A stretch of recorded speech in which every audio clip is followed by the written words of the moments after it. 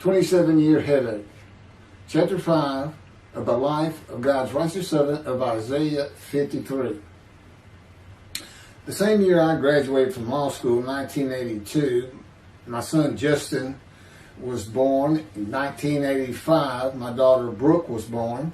And in 1988, my youngest child and daughter, Laura, was born. I was making good money, though I expected a lot more, in my first job with a law firm that specialized in collections. I also tried my first civil case, which, while working there, which was a nerve-wracking event, first trial. The first day I entered the courtroom, the judge asked me if I was a law clerk. I had a very youthful appearance, though I was 28 years old, not 20, common age for a law clerk. My youthful appearance in junior high school and high school with my long, wavy blonde hair, I usually kept in a ponytail, had way too many people tell me I looked like a girl. It is interesting though, at least to me, not one person in my entire life has ever said anything about my disfigured arm. I must have looked like a girl who would beat on you if you did it. When I got mad, there was no hiding it. You could see it in my face and hear it in my words. When I was 28, Brooke was born. I tried my first civil case, and the bane of my existence on earth began. A never-ending headache that I generally thought to be associated with post-traumatic stress disorder. I had terrible nightmares from my youth, but now I seem to have begun grinding my teeth, causing the temporal mandibular joint, TMJ, to ache terribly during the day, and the whole side of my head, the muscular, I don't know what you call it, but underneath the skin of the skull, was always real tight, a tightening of the muscles. It was difficult to even talk to people at some points. For 27 years I had that headache. I tried everything, even surgery on the TMJ, and another surgery where the doctor severed my upper jaw and then trisected it from my skull and spaced it to fit my lower jaw. All to no avail. I could not stop the nightmares and the grinding of my teeth. Mouth guards helped my teeth, but the pressure was still there. I literally feared going to sleep. I didn't want to wake up the next day sometimes because I knew how bad the pain would be there again. It completely ended my dream of being a trial lawyer. So I got an associate position in an oil and gas firm and began learning how to prepare title opinions for oil and gas companies on tracts of land they plan to drill on. Basically, a title opinion is you start from sovereignty, which is when the state granted the land to someone, usually great, large tracts of land.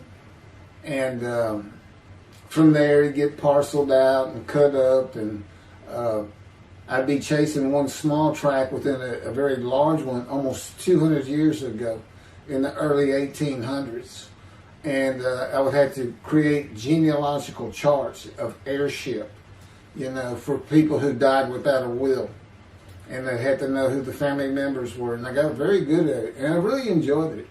I'd go to small towns throughout Texas and into their courthouses where they would keep all the records of every transaction, of every piece of land in the county. But anyway, there's an awful lot to it. I do go into it in some detail in the book, but I'm not going to for this video.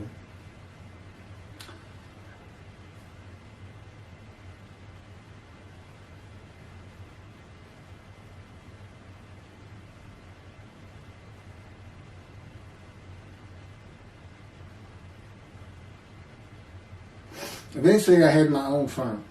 It's just me. In my own office, and I was doing very well, though billing hours for title work is generally lower than other areas of the law, by the hour. But I had also been involved in multi-million-dollar sales of production between oil and gas companies, probated wills, prepared affidavits of heirship, worked with landmen to fix title defects, appellate work, including arguments before justices, plea bargaining criminal cases for defendants, and anything else that came my way. Then it all stopped, and once again I was fighting for my life in 2001. This is chapter 6, skin, colon, and lung cancer. Oh, just God would have me tell you, he gave me those headaches. When he came to me, I stopped having nightmares. He provides my dreams for me now, and often as a learning experience. But the grinding of the teeth, everything stopped, and I thought it was just because I wasn't having nightmares, and took away any symptoms of PTSD, for which I was receiving money from an insurance company for disability, partial disability. And that went on for about 7 years. Then one day we're out walking, year 7 of 13, and I had that headache. It just came. And I just stopped. And I said, "You got to be kidding. You did not give me those headaches." He said, "Yes, I did. It's necessary. You are considered the suffering servant of Isaiah 53. You had to suffer your entire life until you're suitable for my purpose." And that includes fitting every verse of Isaiah 53. At that time, I finally read it, 7 years into all this. It was about year 2, I think. But yeah, he did. And, I ended up taking painkillers left and right and drinking with it, as so many people do. I was able to maintain, my life, my work, and everything, but it was enough to put the strain on my marriage that I pretty much blamed myself for it. And I told him I did it. That's the only time I got hot. Disfiguring me, gut shot, those things, they didn't bother me. But I said, you hurt my children terribly with that. Because I became a bad father. I wasn't the father I could be. They love me and I love them. We don't have any serious risks. They're off living their lives and they're all doing great.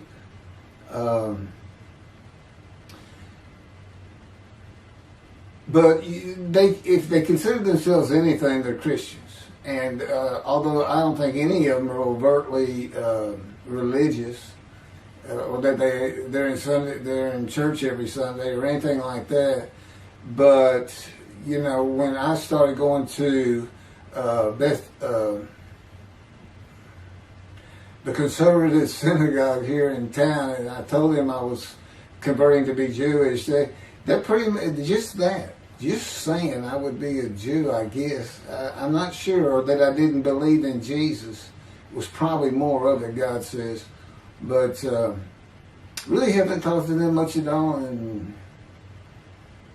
7 or 8 years. But anyway, so God gave me the headaches, just to make sure.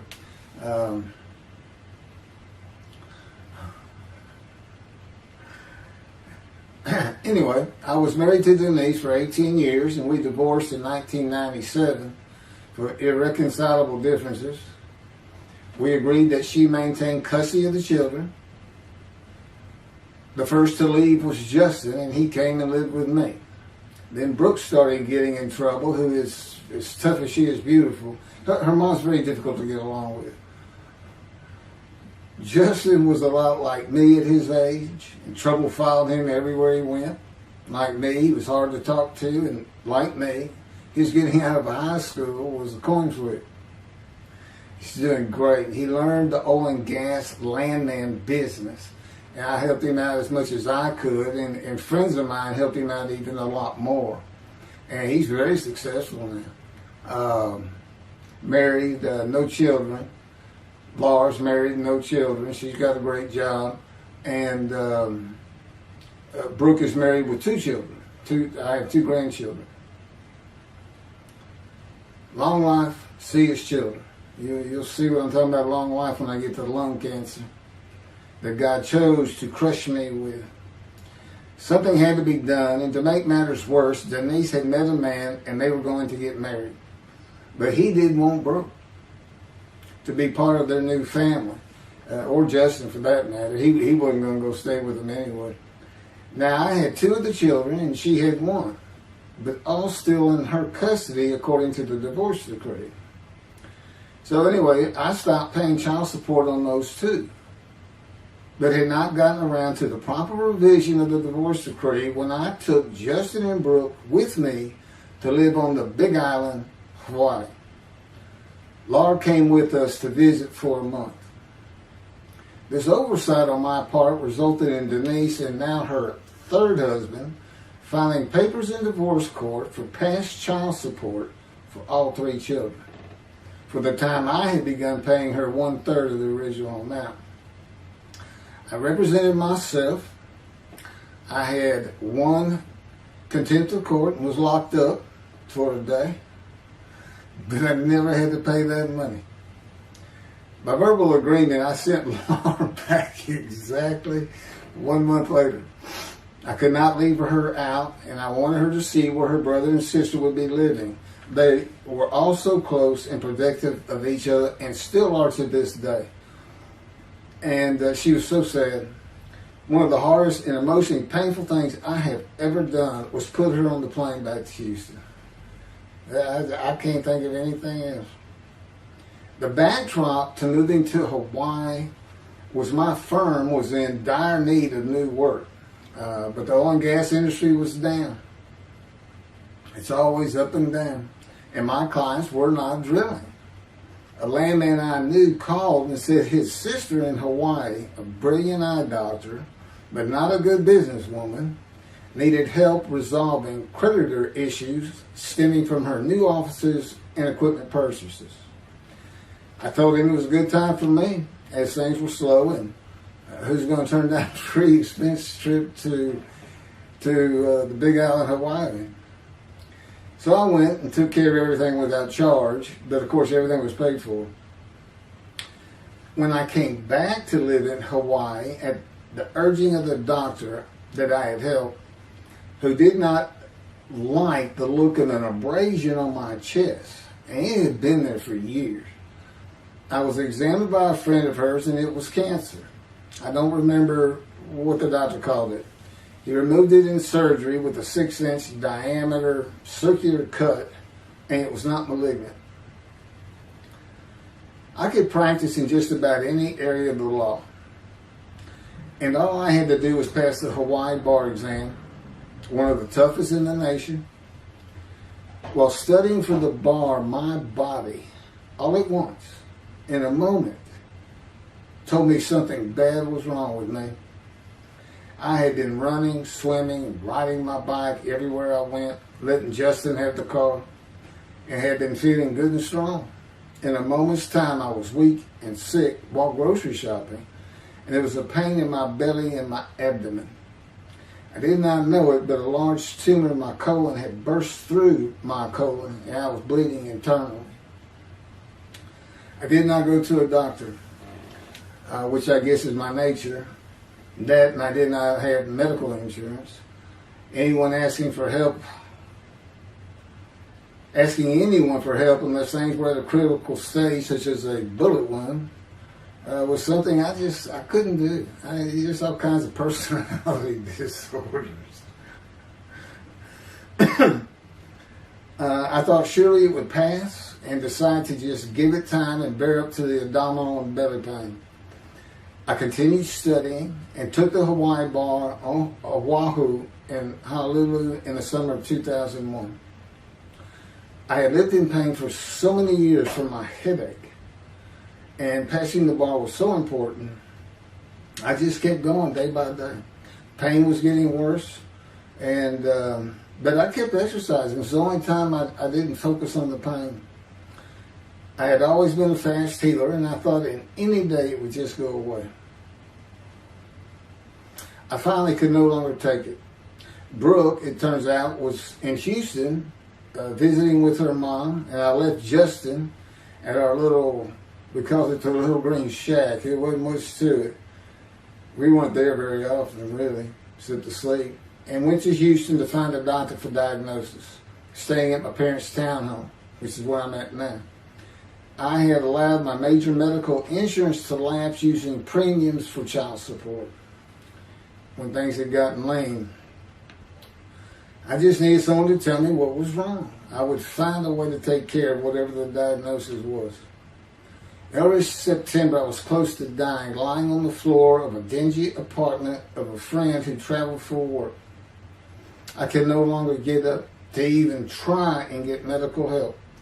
And I had not told anyone how bad it had become. Then the planes hit New York. Seeing how grief-stricken so many relatives were on the news, I began to think for the first time how awful my children would feel when they found out how and where I died all alone. So I asked my father, again, it's hard for me to ask people for things, for the money to pay for a colon examination that had been suggested by a doctor at one of those clinics you find in a strip mall, the only places I could afford. The doctor who performed the colonoscopy finally found what was making me so ill and unable to eat. A malignant tumor 6 to 8 inches long that had burst through my colon, and I was bleeding internally. You know, I come out of anesthesia, partial anesthesia, and he's holding this picture, and there's this great big purple blob, and he says, I couldn't get the scope past this. It's not a good way to wake up. To say it crushed me in my life is an understatement. The pain, the weight loss, inability to eat, all I could do was drink calorie drinks. Began about 4 months before the colon examination. That was 4 months of sheer pain. But as it turns out, I did pass the Hawaii bar exam. It was now early October 2001. The doctor told me, look, you don't have insurance. Go to Bentop Hospital.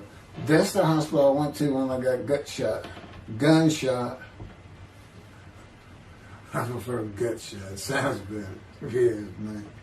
And he gave me the pictures from the procedure showing what he could not get the scope past. Just shaking his head and saying, you should have come in much earlier.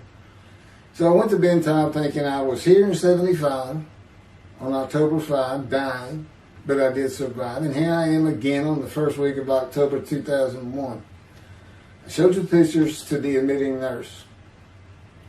Instead of them sending me to the waiting room, she just looked at me and she said, this is a public hospital. I mean, you can wait all day long to have a cold check. She looked at me and said, why did you wait so long? And how are you still alive? And I told her, I have no idea. She did not send me to the waiting room, but had an orderly take me immediately to a room. There they hooked me up to a morphine machine where I could hit a button at a time interval I can no longer remember and receive a small dose. I do know I never missed one. I was very depressed, and my parents who waited in that line for admittance with me looked so sad and depressed. It was not one of my better days, though I finally had some pain relief. Day after day, I lay there waiting for the next test they would run. It was during this time I received notification that Denise had filed papers in the divorce court to recover monies for the time I was taking care of 2 of the children. It's also when I received notification from Hawaii that I had passed the bar exam. So, Bentop Hospital, what a lifesaver. I mean, young surgeons in like Baylor University, medical schools, it's a prime position to get your hands on if you're going to be a surgeon, because you're in surgery all day long and all night long. As long as you can stand up, they're bringing people in. It's just a real hot spot in Houston and a great hospital, but it's not a place you want to stay. You really don't. My doctor would come in and be out so fast I never knew what was going on. He did tell you my previous surgery to my abdomen, where they opened me up from stem to stern, complicated removal of the tumor. On October 25, my son's birthday, who was now stuck in Hawaii, They cut me open again and removed the tumor. It was about a week or so later, I was released with a schedule for chemotherapy. I returned to the dingy apartment all alone, and I just stared at the television for weeks. And chemo is so depressing for those who have to go into it. A small room with big chairs for about 20 people who all look like death, including me. Everyone with an assortment of bags of chemo dripping into our arms for hours. It took about 8 hours before I really got sick from it. And I had to park a long way to avoid paying for parking and drive a long way to the apartment. It was a very gloomy fall and winter. When I completed my chemo of once a week for 6 or 9 months, more tests were scheduled. I do not remember how many months the chemo lasted. I do remember I did not finish, missing the last 3 sessions. At the end, I could not get out of the door without bursting into tears and just not go. It just wore me down to nothing. On the bright side, it was my door. I had my own apartment called the Loft. It was brand new and very nice on a bayou close to downtown Houston with a running trail alongside it and lots of woods near Memorial Park where I had been running a 3-mile circuit since high school. I returned to being told for follow-up tests, including x-rays on my chest, and the colon cancer had not returned then and to this day. The chest x-rays were another matter entirely. The doctor told me he had bad news and showed me the x-rays telling me the white spots I was seeing was cancer. They were everywhere. Lungs full of cancer, he said, at a stage I could not be treated with any success. My dad was with me, and I asked the doctor, well, what does that mean? And when he said you need to prepare for death, the look on my father's face was so sad and hurt at the same time I'll never forget. And we've been through some tough things in this house. Every house we've been in. It didn't affect me one bit. I did not feel anything. I was too beat down from the chemotherapy to care, I guess. God tells me I had a lot to do with that. And the fact no matter what they said, I didn't think I was going to die. But I didn't know that. I just wasn't having that conscious thought. And God says he had a lot to do with that. Of course, he hadn't spoken to me yet.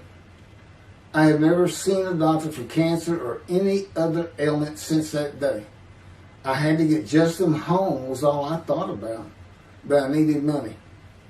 I found an old client that needed a title opinion for a drill site well. I struggled through that and got my boy back to Houston.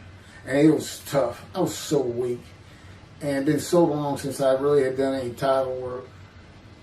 And just going to pick the work up and visiting with the client was a major to-do for me. But we got there and I got Justin home and he went to live with some childhood friends. This was now 2002 and going into 2003. I just walked all over the running trails in the 3-mile loop at Memorial Park and in the woods day after day. I didn't think about dying, but I did But I did not think about restarting my law practice either. I watched a lot of television and played video games.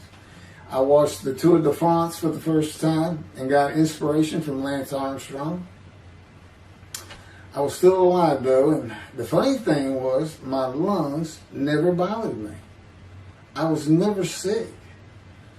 It's because God had already removed it. After I got the news I was dying of lung cancer, he took them from me. That's what he tells me. And I don't have any symptoms. As you'll see right here, in 2005, I picked up some title work here and there and made an office out of my loft. I bought my first motorcycle, a soft-tailed lowrider Harley Davidson. First time in many years I was happy. I love riding that bike. In 2006, I did some landman work for standard day wages and began dieting and running.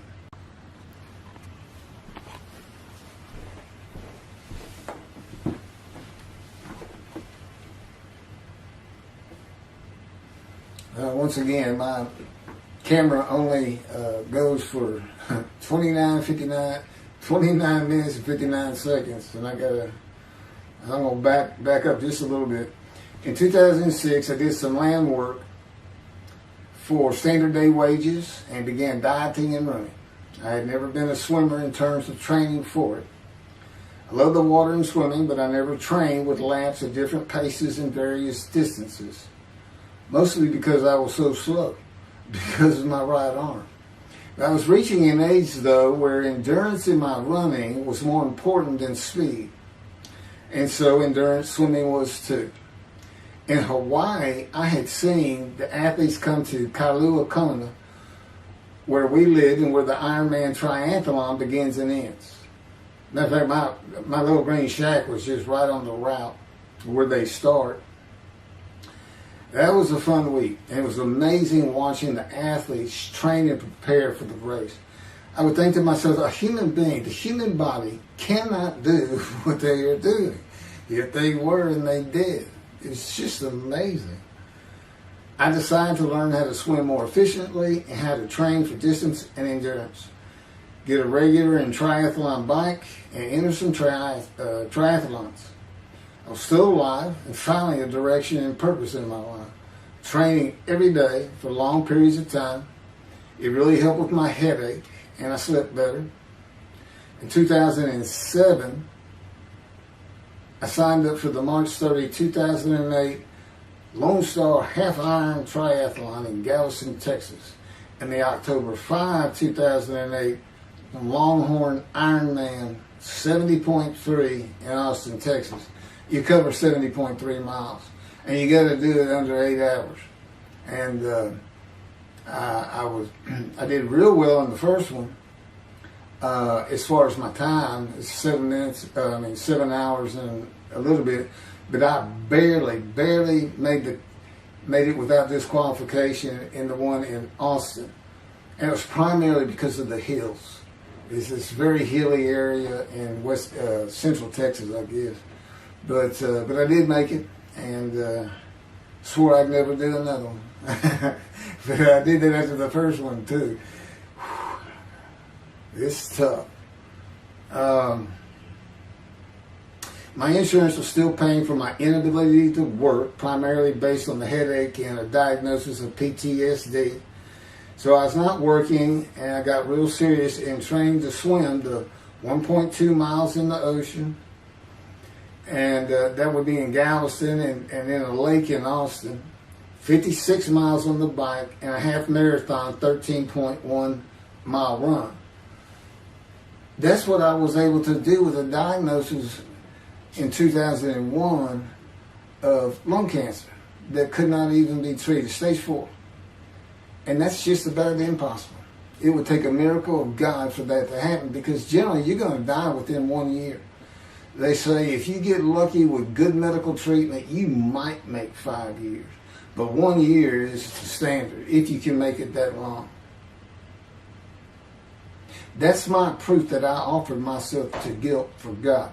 Because you can't, it's not something provable. All you can do is show the result of that offer.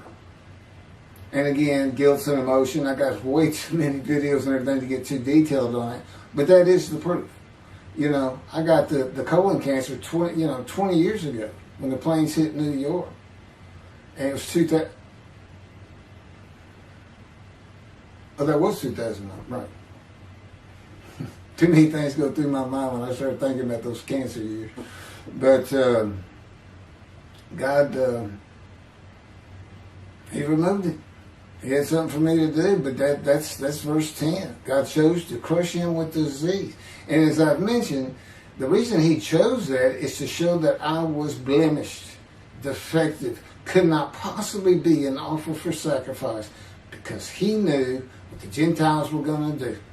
They were going to put an unblemished lamb in there and call the Jewish people's Bible their own, and use the laws of Leviticus, not unlike Mr. Toby, a singer, and his 6 million blemished ram sacrificed by Hitler, the righteous servant of God.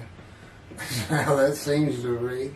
He's welcome to respond any way he wants to that. But it's on the video, it's in the book, it's in quotes by him. It's from his midrash, from his site. And he said, share this with everybody.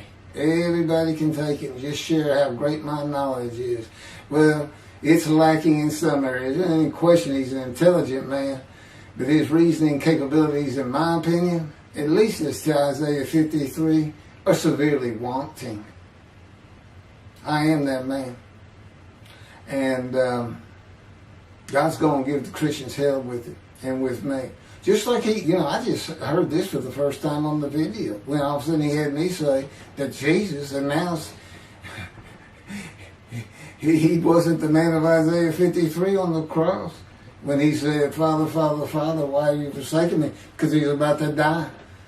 In Isaiah 53, who he thought he was, and he's not, who he didn't fit the verses, but he thought he was, he's supposed to be exposed to death, but given long life. So boldly he goes into the Roman Jerusalem and gets himself taken up. He's not worried.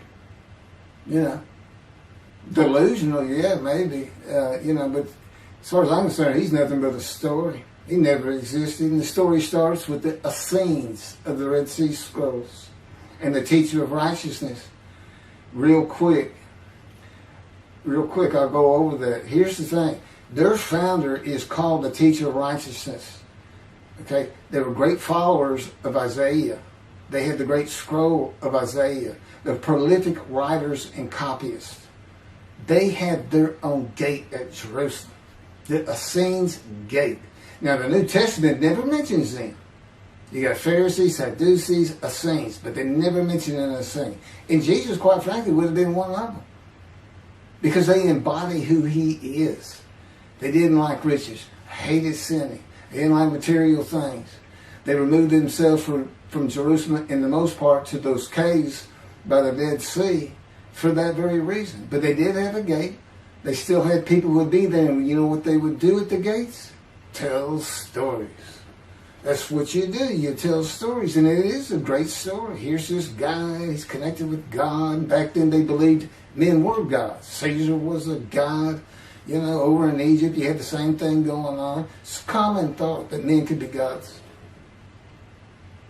And this story just springs up. And there didn't any question. They'd have gone and questioned him. I mean, they're sitting right front and center in Jerusalem. You think they didn't hear about this man walking on water, raising the dead, feeding 5,000 with 2 fish and 5 loaves, turning water to wine? That alone, Rome would have said, Caesar would have said, he does what? He turns water to wine. Bring him to me. Don't touch a hair on his head. You don't kill the man who turns water to wine. You send him out with your armies. Make your men happy. It's there's so many ridiculous aspects to it. Most particularly, God performed a human sacrifice for the sinning Gentiles. He's left the sinning Jews for the sinning Gentiles. But he gives them an out, these Gentiles, not his chosen. He gives them an out. I know, I'm going to kill my son for you. So that you'll be forgiven of violating my commandments and laws. If anybody knows God, and the Jews do, and I know him like nobody's business, that's not him. That's not him. I mean, he told the Jews, I'm never going to leave you, but I will punish you. Now that's him. That's him. And he'll put you through hell just to make you a better person, a better people.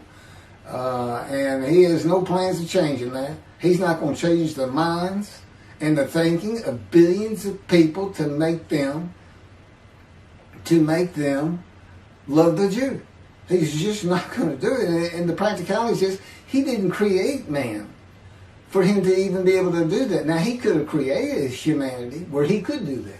He could change the mind of everybody at the same time. But I'll tell you on this, he's been working on my mind for 13 years. It is one brutal cop bump. It's a very one-on-one affair. Now, he says, I could just kill everybody. I mean, that's easy enough. That's easy. I could just kill everyone, but He said, that's not, it's all about this. You got to know how to read the Bible.